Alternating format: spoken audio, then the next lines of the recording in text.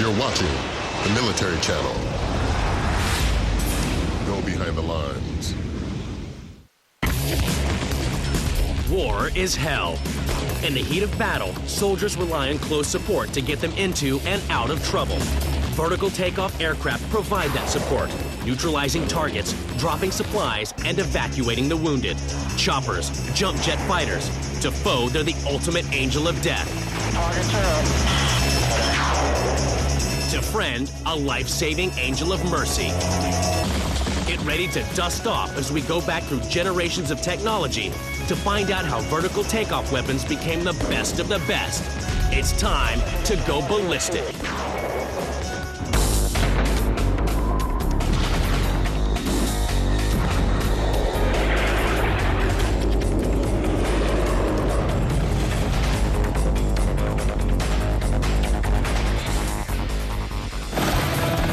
Today's vertical takeoff weapons rule the skies, striking fear and fire into those on the ground. The CV-22 Osprey synthesizes fixed-wing and rotary technology.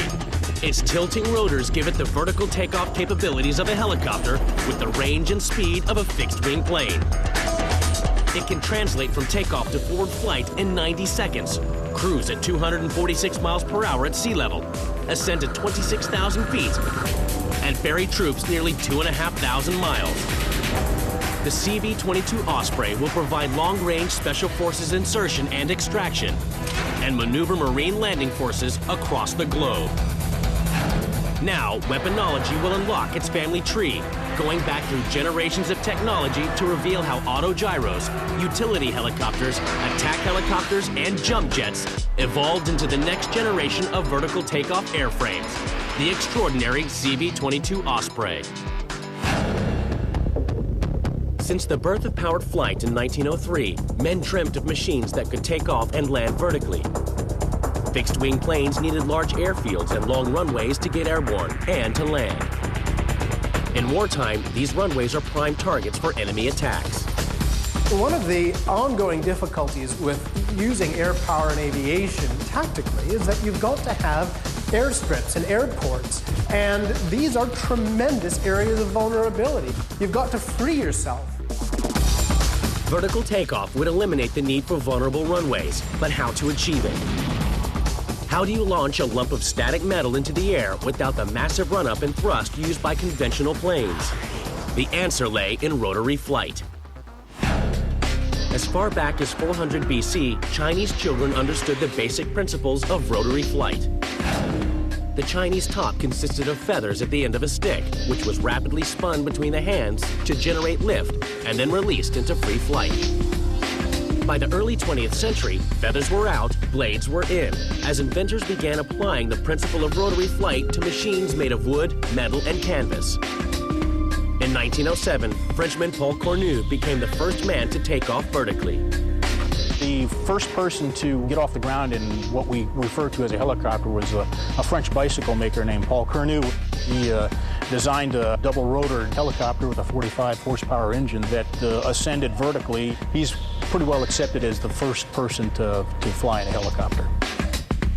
Cornu only spent 20 seconds in the air, but in that short time, he'd proven that vertical takeoff was achievable. The next step would be to find a way to stabilize the airframe in flight.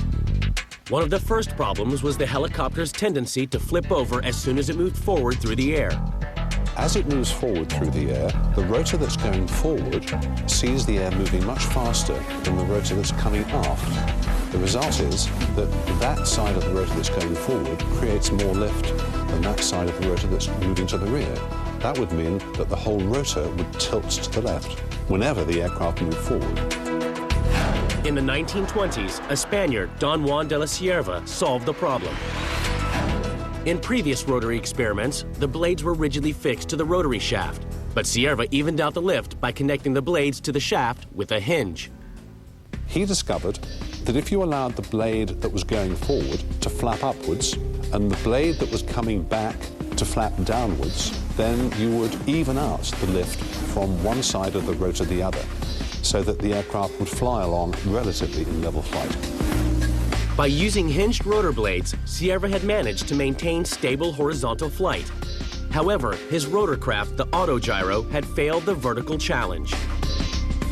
The one fundamental problem they always had was that you could never, ever hover. Sierra's autogyro was basically a normal airplane without wings and rotor blades added instead. As the airplane propeller pushed the aircraft forward, the wind turned the rotor, producing lift. Because the rotor wasn't powered independently, it couldn't hover, and that meant it couldn't land vertically. But the new hinged rotor system had taken rotary technology one step closer towards the helicopter. In the 1920s and 30s, a series of pioneers from around the world overcame the aerodynamic problems one by one. An American, Arthur Young, tackled stability and vibration by placing a stabilizing bar above the rotors. An Argentine, de Pescara, tackled directional control through angling the rotor blades, but there was still a fundamental problem which sent vertical takeoff machines out of control: torque. When you attach an engine to a shaft to drive anything round, it creates torque. If you tried to turn a helicopter rotor in one direction, one of the results would be that the fuselage would turn in the other. How are you going to ensure that it's the rotor that spins around and not the whole plane that spins around? There had been many attempts to remove torque using two or more rotors moving in opposite directions, but the results were heavy and impractical. But then, a Russian immigrant, Igor Sikorsky, solved the problem with the addition of a single, small tail rotor. Igor Sikorsky was one of the very early pioneers of rotor wing flight, and his concept was a single rotored helicopter with a single tail rotor to counter the torque of the main rotor. This rotor equaled out the turning force of the main rotor and stopped the fuselage spinning out of control. Sikorsky and the other pioneers had conquered the major aerodynamic obstacles, enabling a pilot to control and steer a helicopter through vertical takeoff, flight, and landing. The vertical takeoff dream had become a reality. The helicopter has three main controls. The cyclic is the one you hold with the right hand, and it makes the helicopter go forward or backwards, left, right. The collective is the left hand. You pull up or down on it to make the helicopter rise or descend. And each time you moved a control, you have to use the pedals to counteract the torque of the rotor head. Vertical takeoff and landing had evolved from a flight of fancy to a working, practical machine. But to become the awesome bird of prey we know today, the helicopter would have to develop some muscle. The early helicopters were dragonflies, and helicopters just didn't have the characteristics that air forces thought were important. In the 21st century, vertical takeoff weapons are the ultimate frontline support for troops on the ground. They can carry soldiers, supplies, and awesome firepower into the hottest hellholes and harshest terrains 24/7. While airplanes could carry these loads, they didn't have the power to take off vertically. We can put a man on the moon, but we can't make a fixed-wing aircraft rise up into the sky without a tremendous expenditure of fuel and effort. By 1940, the helicopter had fulfilled the vertical dream, but the U.S. military weren't impressed and couldn't see an application for them. The helicopter becomes a military aircraft at a time when military aircraft were big, chunky, armored, heavily weaponed pieces of equipment. And the early helicopters were dragonflies by comparison. And helicopters just didn't have the characteristics that air forces thought were important. It took all the helicopter's strength just to lift off the ground. Greater engine power was needed to give them greater lift capacity to carry men, weapons, and machines. In World War II, Germany found that power in the Fokker-Achilles FA-223. It had a single 1,000 horsepower piston engine, powering a twin rotor system that measured 78 feet from tip to tip. The two rotors gave it enormous lift capacity. And with a max speed of 150 miles per hour and a ceiling of 23,000 feet, the FA-223 wasn't a dragonfly, it was a dragon. Germany was very advanced in rotary wing development at the beginning of the Second World War, and they developed the FA-223 as a transport type helicopter, but also to carry heavy loads. and they were actually used experimentally by the Alpine Regiment to move heavy artillery around in the Alps. Despite the FA-223's impressive performance, only a handful were made. For the Axis and Allied powers, helicopters were still a novelty. Even so, the FA-223 had given the world the first glimpse of the helicopter's true potential. Leap forward 10 years, and a new breed of lighter, faster, more maneuverable chopper began to appear. 1950, Korea. For the first time in its history, the American Army conducts a large-scale deployment of helicopters onto the battlefield. The Bell H-13 Sioux was a lightweight airframe powered by a 157-horsepower piston engine. Its agility and reliability meant it could provide close support in the roadless, mountainous terrain. This aircraft was very effective as a medevac helicopter. For the first time in combat, you could have a wounded soldier evacuated and back to a MASH or a field hospital in a matter of minutes, which saved countless lives. The Sioux's engine delivered enough power to lift 2 wounded soldiers on stretchers strapped to the outside of the airframe.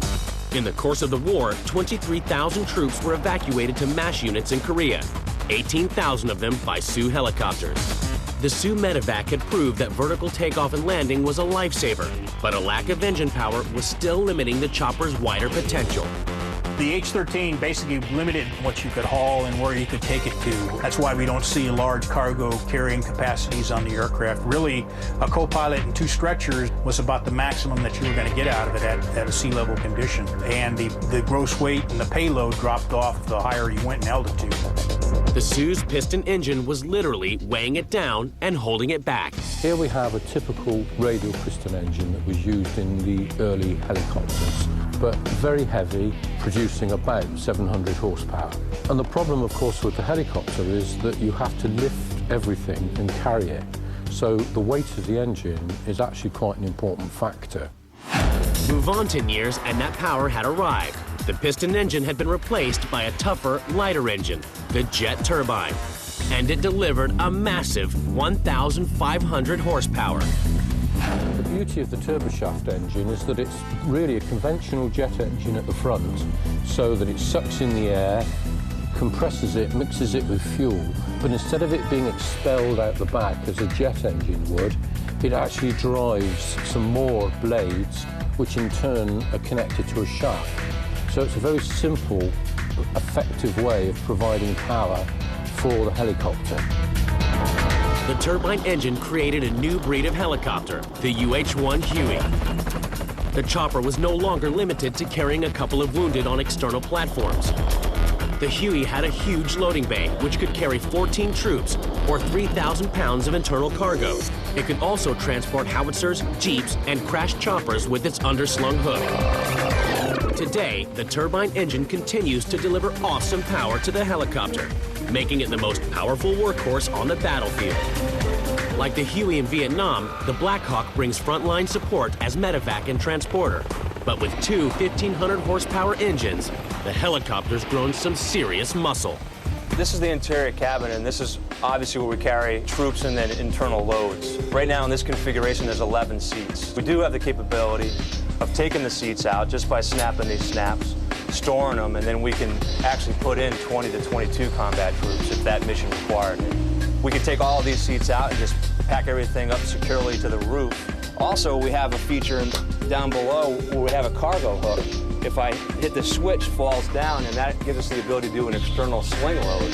We can do that up to about 9,000 pounds. 9,000 pounds is a little bit heavier than a standard Humvee or a large truck. We are able to carry that with the power that we have in the Black Hawk. Power has transformed the helicopter.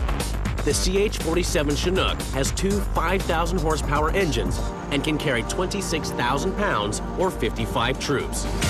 Power has given the helicopter awesome speed. A Westland Lynx can soar through the sky at 249 miles per hour. But most importantly, power has given the helicopter the ability to carry weapons. If you're the average DC and you're hearing 10 M60s firing in your direction, your gut reaction is to dig a hole and get in. In the 21st century, vertical takeoff aircraft are capable of mounting precision surgical strikes.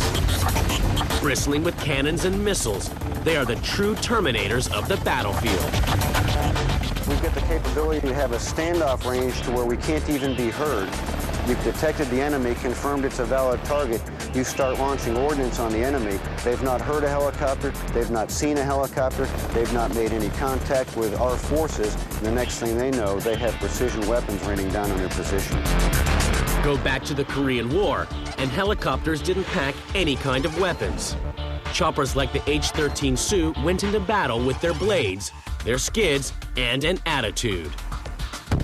And there are all kinds of stories about people throwing grenades out of the aircraft or using their sidearm to fire at targets on the ground. And this was all part of the basic evolution which led to the arming of the aircraft. This evolution faced two problems. The first, how to engineer a combat helicopter. The biggest challenge was the extra weight weapons added to the airframe. Then came the breakthrough. They started adapting weapon systems to other utility helicopters, i.e. the UH-1, the Huey, which made a very good platform for a gunship. The Huey's turbine engines gave it vastly more power than previous airframes. Enough power to carry troops. Enough power to carry supplies. Enough power to carry weapons. The big question was, how would you use them in a combat role? The tactical solutions to this problem were evolved by Maverick General James Jumpin' Jim Gavin. The commander of 82nd Airborne in World War II, Gavin was a true visionary. He believed that the future of battlefield tactics lay in rapid deployment and rapid extraction. In 1954, his pamphlet, Cavalry and I Don't Mean Horses, called for the use of helicopters and giving the infantry close support. 9 years later, 15 Hueys were sent to Vietnam. Armed with two 30mm machine guns, the first helicopter gunships had arrived. But with all that power, they were soon armed with heavier caliber 60mm machine guns. On the ground, these bad boys served the infantry well. In the air, no change. We would have a 600-round tray mounted to the gun mount and a 600-round tray in reserve. We carried about 2,400 rounds of M60 ammunition. Choppers were officially armed and dangerous. In a country dominated by thick jungle, vertical takeoff and landing gave American troops close support and helped take the fight to the enemy. When you had a combat assault and you went in with full suppression, that meant you went in with 20 M60s firing. If you're the average VC and you're hearing 10 M60s firing in your direction, your gut reaction is to dig a hole and get in it, not raise up and shoot at those people. Unlike fixed-wing airframes, they could get close to the enemy, 50 feet, 100 feet. And instead of making passes over targets, they could hover, hanging around till the target was annihilated. The addition of miniguns increased its lethality. Adapted from the Gatling gun, developed by Richard Gatling in the 1860s, they unleashed a world of hurt. It's a very simple concept in that if you want a higher rate of fire, with a conventional gun, you would simply melt the barrel. And so by having more barrels, you can get a much higher rate of fire. The minigun had a sound nothing like a machine gun. It sounded like one of the cheap movies where Godzilla would roar. A roaring sound that you could not forget, and the enemy knew what that was. It looked like a water hose, just spraying water down on the ground, except it was lights going down. Choppers were fighting back. With the addition of rockets, they could kick butt. Down here we have a 7-shot rocket pod, one on each side. A folding fin aerial rocket was a fairly effective system. It was basically designed around World War II and has been modified ever since. It was an impressive arsenal, but as a combat airframe, it had flaws. Its weapons were fixed dead ahead to the skids and nose. The chopper had to line itself up with the target, and that meant flying straight into enemy fire. You've got to basically fly into the mouth of the Dragon, and that's one of the characteristics about a gun pilot. You're hanging it out when you're doing your mission. You're down there shooting them in the face and slugging it out at low altitudes and low airspeeds. But the Huey wasn't just in the firing line. It was also fighting the pounds. The problem with the Huey as a gunship was one of size and weight. You have all this ammunition and additional payload on board here. Now you're reduced in what you can do. Also, it significantly increased the drag on the airframes. For some American military planners, the answers lay in adding more engine power and more guns. The result? The Guns A Go-Go project. The Army took their largest helicopter transporter, the twin-rotored CH-47 Chinook, and armed it to the T. We had 2 ground 60s inside and 2 ground M79 grenade launchers. And each ship carried 550 calibers, 220 millimeters, 38 rockets, or the capability of a minigun instead of the rockets in the M5. With this incredible arsenal, the Guns A Go-Go Chinooks were 360-degree sharpshooters which could rain down a hailstorm of fire. A single Guns A Go-Go Chinook could take out hundreds of Viet Cong in one sweep. But there was a problem. Being so big, the Chinooks were an easy target. And at $4 million a pop, Guns A Go-Go soon became Guns A Going, Gone. Easy Money got its name for being shot down, shot to pieces. And she'd come back up, and then they'd take her out. And she'd get shot down again, and she'd come back in looking like Swiss cheese. Having tried to adapt existing platforms, the Army accepted that a dedicated attack helicopter was now needed. A weapons platform that wouldn't pick up wounded soldiers, couldn't carry troops or supplies. Instead, this chopper would be fast, agile, and mean. A cold-blooded killer, the Cobra. It used the Huey's engine and transmission, but replaced the Huey's bulky fuselage with a thin profile and tandem seating. It was designed to do one thing and one thing only, and that was to put steel on target, and it did this very effectively. It was a very narrow aircraft. It was only 3 feet at the widest point of the fuselage, so it afforded protection because it was hard to see at long range. It was an excellent platform for diving from altitude onto targets. It was very maneuverable. It could rapidly return to a target for a re-engagement. And it had a very good payload and very good weapons mix of grenade launchers, machine guns, and rockets on board. So it was a real paradigm shift in armed helicopter technology and thinking. The AH-1 Cobra was toned, honed, and ready to destroy. Without the bulky loading bay, it was sleek, narrow, and able to dive with the speed and accuracy of a bullet.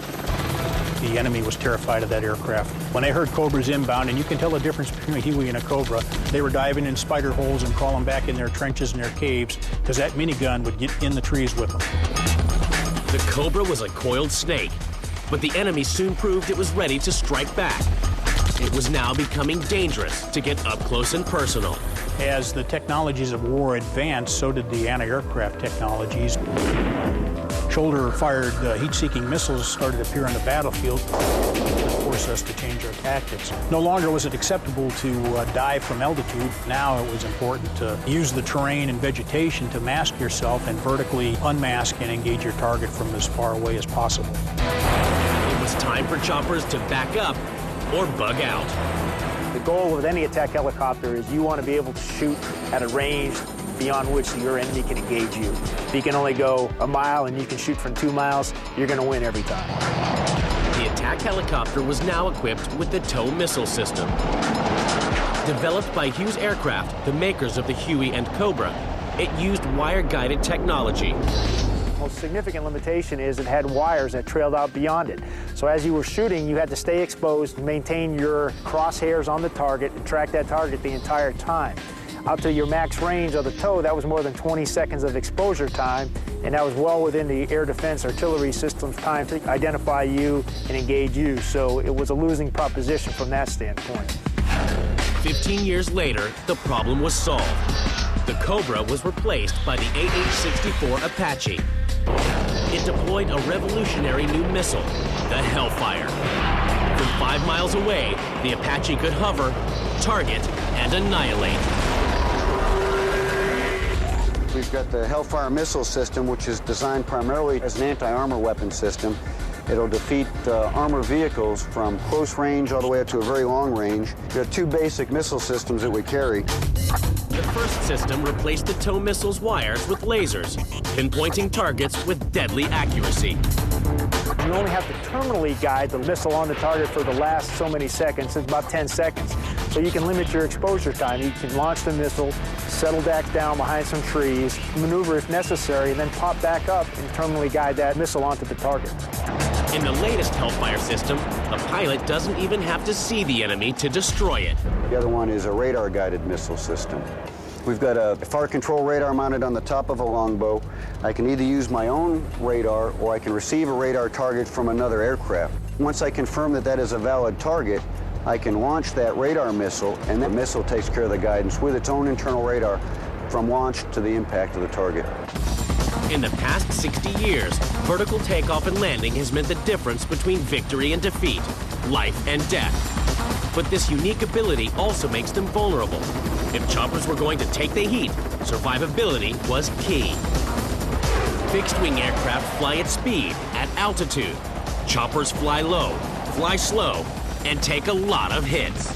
I remember my first combat assault, and I remember thinking, however long it takes me to get into that LZ, that's exactly how long I have to live.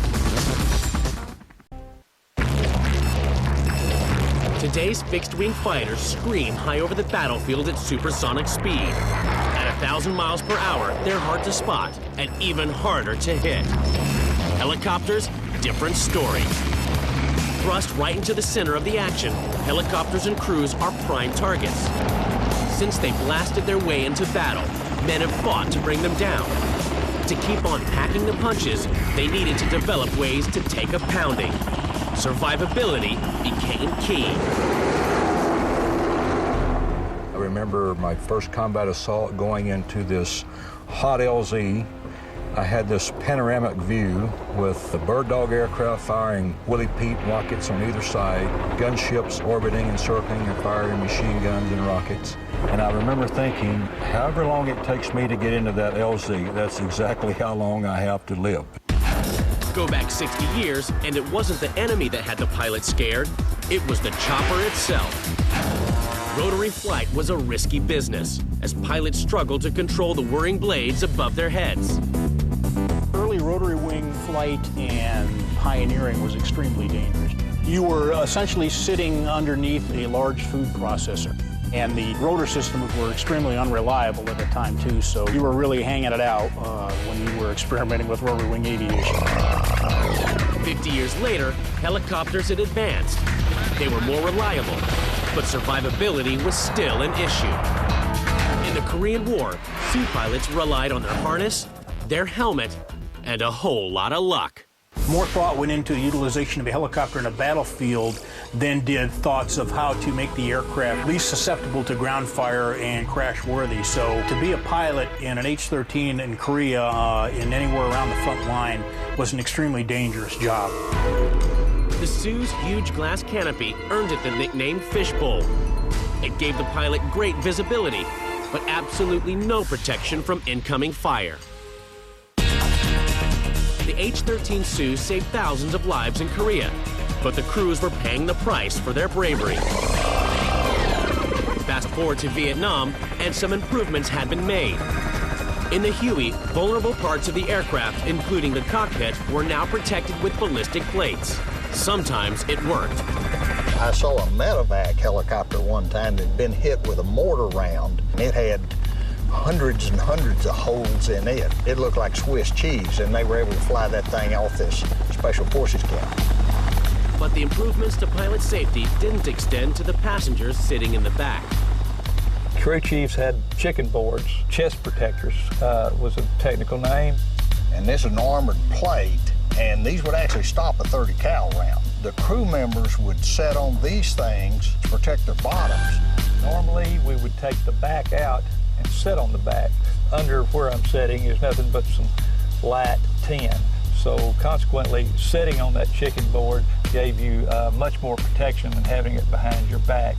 There were instances of our people getting shot through the bottom of the aircraft into the chest protectors, and the impact would literally throw them up against the ceiling.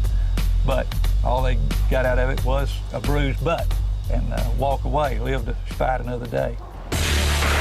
In Vietnam, 2,591 Hueys were lost, with 4,906 pilots and crew members. The problem was that they were coming under constant, intense fire. Day in, day out, Hueys were landing men in hot LZs, and they couldn't dodge the bullets. The Cobra attack helicopter didn't expose itself to the same level of heat. It didn't have to land in combat zones.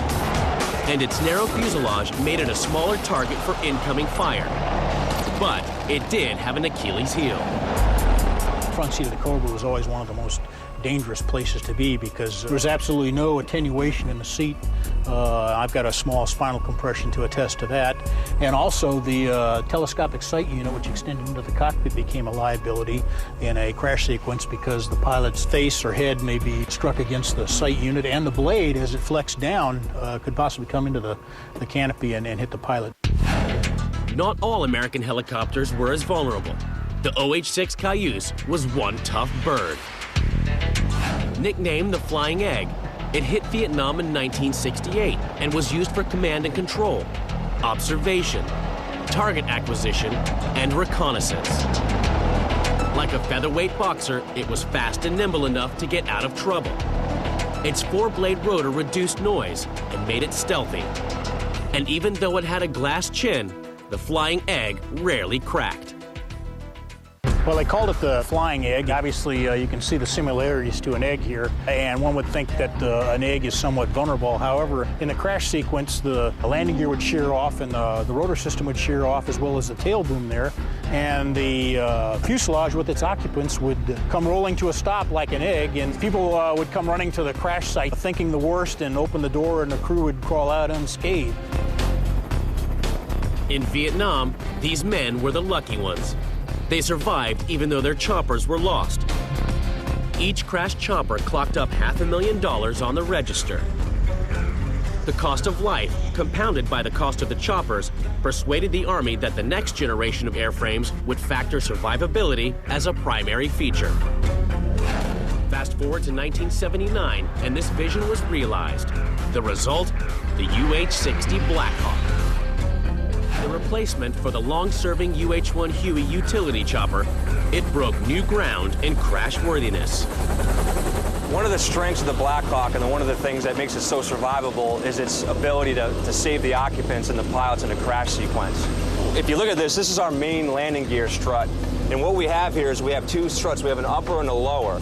And so this strut together in a crash sequence can handle a G-force up to about 11.25 Gs. That's falling out of the sky at about 2,500 feet per minute, or about 40 feet per second. At the same time, while that crash sequence is happening, our seat will actually stroke down with the crash G-force so that we don't compress our spinal cord. And this is an open section right here where that strut or that seat will collapse right down to the floor of the aircraft.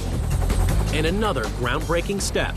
The Blackhawk's critical components are either armored or redundant. Another great technology on the fuel tanks of a Blackhawk that make it what we call crash-worthy is its tank design. And if you can picture, the tank starts right about here, and it runs about right down here about 4 feet. It has composites and materials in it, so if a projectile hits the tank, it'll actually close much like a blood clot. I'm very, very confident, and I really know firsthand. I've had a few missions where I've taken rounds, lost systems, but was able to fly the aircraft back safely. The Blackhawk set a new standard for chopper safety, and when the Apache attack helicopter hit the skies, it followed suit. It could withstand 12.7. It had 23mm shots. We've had cases in Afghanistan where an Apache took a round through the transmission and continued to fly for more than 20 minutes, totally dry. The Apache's got two engines. It's capable of flying on one engine, and the engines are separated to the point that if one engine gets hit, the chances of the other engine being damaged is greatly reduced. It's got two separate hydraulic systems. It'll operate separately on each hydraulic system with the flight controls. They too are separated, so if it takes a hit, it's able to get you home safely. All the major components on the Apache are doubled up. Even pilot and co-pilot have completely separate controls. The Apache is effectively 2 helicopters in one. If one system takes a hit, the other will keep on going. But the helicopter is only as good as its crew, so they too are protected, encased in heavy armor which deflects hits from any angle. I'm sitting in an armored seat right now. There's armored paneling going down along the sides of the aircraft. When we get in, we can further enhance our armor protection by sliding this out a little bit, just giving the pilot a little bit more protection. And then we have some ballistic-proof windows behind me. It's about 23mm proof, which will protect the pilot in the back as well. As helicopters toughened up, so did the weaponry designed to bring them down. The solution? They now deploy sophisticated countermeasures. In the Black Hawk, there's some design features that can help defeat or at least reduce our signature to an IR missile. An IR missile, basically, it looks for infrared energy and it hones in on that energy. So one of the things you see that's unique is the paint. The paint is non-reflective, so it doesn't put off a lot of IR signature. The windscreens are not flat surface, they're curved, so you don't get sunlight reflecting. And then we have some aftermarket things that we can put on here also. Flares, various flares and jammers that also reduce our signature. 100 years of tireless innovation has transformed the helicopter into a reliable, adaptable, deadly airframe. But its greatest achievement remains its ability to take off and land anywhere, anytime, without a runway. Helicopters are the masters of vertical takeoff. It's an ability that fixed-wing aircraft have always envied. What if you could get a plane to take off vertically? No runways, no limits, no rules. Harrier pops up into the sky, and Harrier is providing intimate fire support and the fighter ground attack role for ground troops. Vertical takeoff, the fastest way to get airborne. Birds make it look easy, but 5,000 pounds of metal? Over the past 100 years, helicopters have perfected the art. It required billions of dollars, a whole lot of engineering, and some serious skill. In the 21st century, choppers can take off and land whenever, wherever. But the helicopter does have limitations. Firstly, it will never fly as fast as a fixed-wing plane. You cannot make a helicopter go as fast as a jet fighter because the technological limitations of the rotary wing make it impossible. The helicopter's forward velocity is determined by the speed of the turning rotor.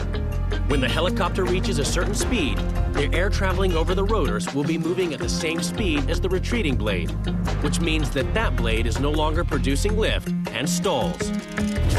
The world speed record for the helicopter was set in 1986 by a British Westland Lynx flying at 249 miles per hour. And because of retreating blade stall, this is unlikely to be broken. The second drawback for helicopters is their limited ceiling. At higher altitudes, thin air reduces engine performance and the ability of the rotor blades to grab air and fly. 18,000 feet is the maximum height at which a chopper can hover. A helicopter's rotor is a screw. It's like a ship's propeller. And if there's no air for the screw to screw into, then you're not going to get your helicopter up off the ground. The helicopter's third limitation is range.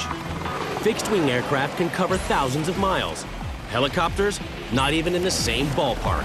In a normal configuration, we have internal tanks that gives us about a 250 to 260 nautical mile range. And we can actually put two external tanks on, one a 450 gallon and another one a 230 gallon. If I do that on both sides, I can extend my range to 1,100 miles. The problem is that when I bring that out, there's a lot of drag on the aircraft, and so it degrades the performance.